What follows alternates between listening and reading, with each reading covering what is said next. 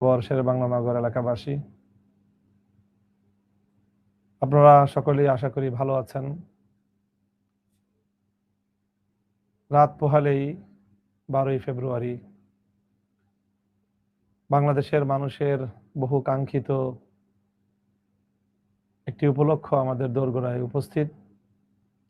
আগামীকাল ভোর থেকেই অনুষ্ঠিত হতে যাচ্ছে ত্রয়োদশ জাতীয় সংসদ নির্বাচন।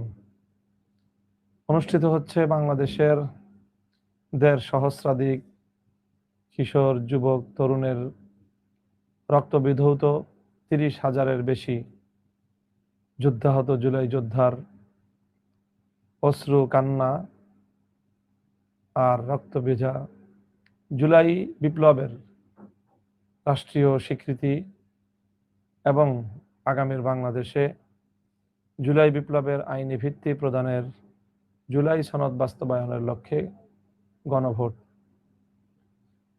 বাংলাদেশের মানুষ তাদের এই ভোটাধিকারের জন্য অনেক সংগ্রাম করেছে, অনেক লড়াই করেছে।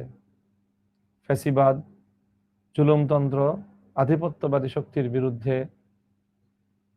এক সাগর রক্ত দিয়ে বাংলাদেশের মানুষ আজ এই ঐতিহাসিক মুহূর্তটি তারা অর্জন করেছে।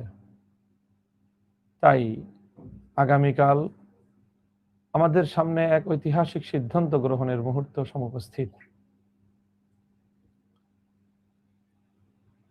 শুধু ঢাকা 13 আসন নয়, সারা বাংলাদেশের প্রতিটি নাগরিকের জন্য, প্রতিটি মানুষের জন্যই এই নির্বাচন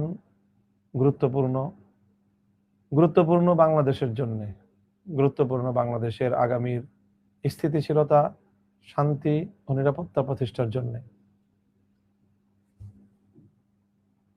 আমি সর্বপ্রথম আমার নির্বাচনী আসন ঢাকা 13 এলাকাবাসীকে আমার পক্ষ থেকে আমি নির্বাচনী প্রচারণার বা নির্বাচনী আয়োজনের শেষ প্রান্তে দাঁড়িয়ে কিছু কথা বলতে চাই। সম্মানিত এলাকাবাসী, ভাই ও বোনেরা,